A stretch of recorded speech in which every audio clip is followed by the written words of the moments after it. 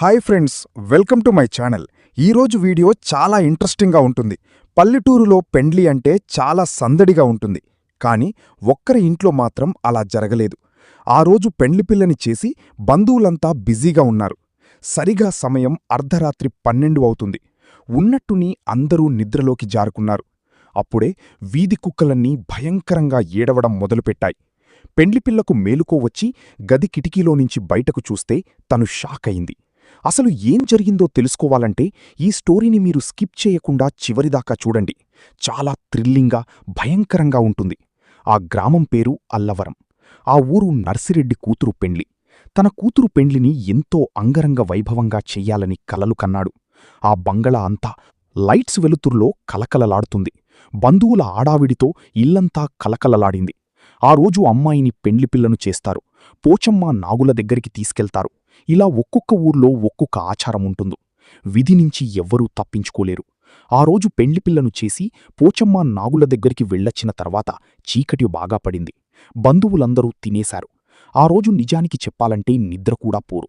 కాని సమయం సరిగా అర్ధరాత్రి 12 అవుతుంది. ఉన్నట్టుండి బంధువులందరికీ మత్తుగా నిద్ర వచ్చింది.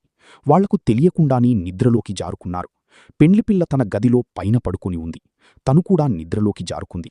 అప్పుడే గాలి పెద్దగా వస్తుంది. పెండ్లిపిల్ల ఉన్నట్టుండి గదిలో కిటికీలన్నీ గట్టిగా కొట్టుకుంటూ ఉన్నాయి. దూరంగా వీధిలో కుక్కలన్నీ భయంకరంగా దేన్నూ చూసి ఏడుస్తున్నట్టుగా శబ్దాలు వస్తున్నాయి. ఊరంతా గాఢంధకారం. అందరికీ మత్తు వచ్చినట్టుగా ఎవ్వరూ కూడా బయట కనబడతలేరు. అందరికీ ఏదో మత్తు సోకినట్టుగా అయిపోయింది. అలా గది కిటికీలు గట్టిగా కొట్టుకోవడంతో ఆ ఒక్క పెండ్లిపిల్లకి మేలుకో వస్తుంది. అలా మేలుకో వచ్చి చూస్తే కిటికీలు గాలికి గట్టిగా కొట్టుకుంటున్నాయి. సరిగా ఆ అమ్మాయి కిటికీలు ఇలా ఎందుకు కొట్టుకుంటున్నాయని దగ్గరికి వెళ్లి ముయ్యాలని చూస్తుంది. కాని అప్పుడే ఆ గదిలోనుంచి బయటకి చూస్తే ఆ ఇల్లు ముందల ఆ రోడ్డుపైన ఒక అబ్బాయి నిలబడి ఉన్నాడు. వాడు ఆ అమ్మాయి వైపే చూస్తూనే ఉన్నాడు. అక్కడే ఒక స్తంభముంటుంది. ఆ లైటు వెలుతురులో తన ముఖం ఆ పెండ్లిపిల్లకు స్పష్టంగా కనబడింది. తను ఒక్కసారిగా షాకైపోయింది. వాడు ఎవడో కాదు, సురేష్. ఆ అమ్మాయి ఒక్కసారిగా అనుకోలేకపోయింది. అప్పుడే వాడు ఆ గదివైపు చూసి చెయ్యి ఊపుతున్నాడు. ఏంటి వీడు ఇంత అర్ధరాత్రి వేళ వచ్చాడు? నాకు ముఖ్యమైన పని ఉంది. నేను పెళ్లికి వస్తాను, ముందు రోజైతే రాలేకపోతాను అని అన్నవాడు ఇంత అర్ధరాత్రి వేళ ఎందుకు వచ్చాడు అని. అప్పుడే తన మొబైల్ ఫోన్ తోటి ఫోన్ చేస్తుంది. ఫోన్ చేస్తే వాడు లిఫ్ట్ చేస్తాడు. Hi how are you Lakshmi, ఎలా ఉన్నావి అని కింద నుంచి మాట్లాడతాడు. రీ అది కాదు, నువ్వేంట్రా ఇంత అర్ధరాత్రి వేళ వచ్చావు? నాతో ఏం చెప్పావు? పెళ్లికి వస్తాను అన్నవాడు కదా, మరి ఇదేంటి సడన్ సర్ప్రైజ్ అని అనగాని, అదంతా చెప్తాను గాని ఒక్కసారి నా కోసం కిందికి వస్తావా అని ఆ అబ్బాయి అంటాడు. అదేంట్రా, నువ్వే ఇంట్లోకి రావచ్చు కదా అని ఆ అమ్మాయి అనగా, లేదే నీతో ఒక ఇంపార్టెంట్ విషయం చెప్పాలి. ఇంట్లోకి వస్తే నీతో మాట్లాడి అంత స్వేచ్ఛ నాకు రాదు. ఒక్కసారి రావి, నీతో మాట్లాడి ఇద్దరం కలిసి ఇంట్లోకి వెళ్దామని అనగాని, ఈ అమ్మాయి వెనక ముందు ఆలోచించకుండా సరి ఆగురా వస్తున్నాను అని తన గదిలో నుంచి కిందికి వస్తుంది. బంధువులందరూ పడుకుని ఉంటారు. పెళ్లిపిల్ల ఏమీ ఎరగకుండా మెల్లగా తలుపులు తీసి బయటకి వెళ్తుంది. అలా వెళ్లి కాంపౌండ్ వాళ్ళని దాటుకుని రోడ్డుపైకి వెళ్తుంది. అలా ఒక్కసారిగా తన వెనకాలకి వెళ్లి నిలబడుతుంది. రీ ఏంట్రా ఇది, చెప్పి ఉంటే చాలా సంతోషపడేదాన్నివి కదా అని వెనకాల నుంచి అడుగుతుంది. వాడు అటువైపుగా తిరిగి ఉన్నాడు. అప్పుడే వాడు ఒక్కసారిగా భయంకరంగా నవ్వుతాడు. అలా నవ్వుతూ ఉంటే వెనకాల నుంచి లక్ష్మి, ఏందిరా అలా నవ్వుతున్నావు అని అడుగుతుంది. ఏంటి లక్ష్మి, ఇంత అర్ధరాత్రి సమయాన్న వస్తే నీకేమైనా భయమవుతుందా? నేను నీ ఫ్రెండ్ కదా అని అంటాడు. అవును, నా ఫ్రెండ్వే, కానీ కనీసం ఫోన్ అని చెయ్యొచ్చు కదారా అని అంటుంది.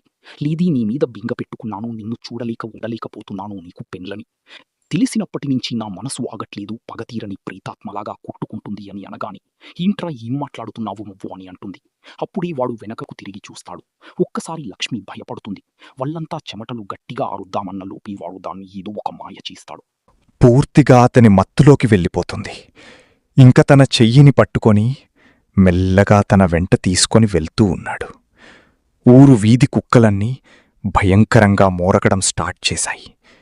కాని వాణ్ణని చూసి అవన్నీ భయపడుతూ దూరం పారిపోతున్నాయి. ఊరంతా మత్తులోకి వెళ్ళిపోయింది. ఆ ఊరు వీధిల్లో ఆ సీస రోడ్డుపైన లక్ష్మి ముందున్న ఆ సురేష్ గాడు వెళ్తున్నారు. వాడు దాన్ని ఎక్కడికి తీసుకెళ్తున్నాడో కూడా తెలియదు. కాని అలాగే ముందుకు వెళ్తూ ఉన్నారు. మొత్తానికి ఊరు చివర ఉన్న పొలాలలోకి లక్ష్మిని తీసుకొని వెళ్తున్నాడు. ముందునేమో వాడున్నాడు, వెనకనేమో లక్ష్మి ఉంది. ఇంటి దగ్గర అందరూ గాఢనిద్రలోకి జారుకున్నారు. ఎవరికీ ఏమర్థం కాదు. అప్పుడే నరసయ్య అనే ఒక రైతు పొలం పనికి ఏదో పని ఉండడంతో వెళ్ళిపోయాడు. అలా వెళ్ళి అదే సమయాన తిరిగి వస్తున్నాడు. సరిగా సమయం 12 దాటింది.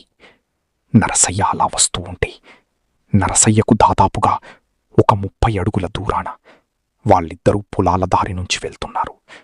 నరసయ్య ఒక్కసారిగా చూస్తాడు. ఆ అమ్మాయి పెళ్లిపిల్లని చీసిన బట్టలతోటి వెనకాల నడుస్తోంది. ముందలవాడు నడుస్తున్నాడు. నరసయ్య అమ్మాయిని గుర్తుపడతాడు. ముందున్నవాణ్ణి గుర్తుపట్టలేదు.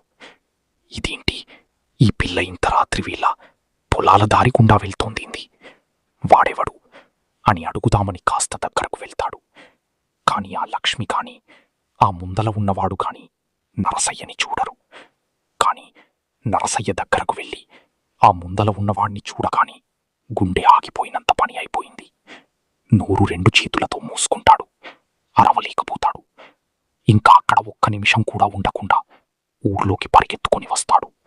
ఆ పెండి పిల్లల ఇంటికాడికి వెళ్తాడు. బాబూ, తలుపులు తెరవండయ్యా, తలుపులు తెరవండి, ఘోరం జరుగుతోంది అని గట్టిగా అరుస్తాడు. అలా నరసయ్య బయట నుంచి అరవగాని ఆ ఇంట్లో ఉన్న వాళ్ళందరూ బయటికి వస్తారు. ఆ పెండి పిల్ల వాళ్ళన్నవాళ్ళు, వాళ్ల బంధువులందరూ ఒక్కసారిగా తిరియగని మత్తులో నుంచి బయటికి వస్తారు. అలా వచ్చి, ఏంది నరసయ్య, గింత చీకట్లో వచ్చినావు, ఏమైంది, అలా అరుస్తున్నావేంది? బాబూ, ఇంట్లో పెండ్లి కలలేదింది, అందరూ నిద్రలోకి వెళ్ళారా, ఇంత ఘోరం జరుగుతున్నా కూడా ఎలా పడుకున్నారు అని అనగాని, ఏంది నరసయ్య, ఏం మాట్లాడుతున్నావు నువ్వు, మాకేం తెలియట్లేదు బాబూ, చెల్లి ప్రాణాలు ప్రమాదంలో ఉన్నాయి, వాడు తిరిగి వచ్చాడు, వాడు మళ్ళీ వచ్చాడు అని అనగాని, ఎవడు నరసయ్య, ఎవరు వచ్చారు, చెల్లి ప్రాణాలు ప్రమాదంలో ఎందుకున్నాయి అని వాళ్ళ అన్నదమ్ముళ్ళు అడగగాని, వాడే బాబు, వాడే రఘుపతి అని భయపడుతూ అన్నాడు.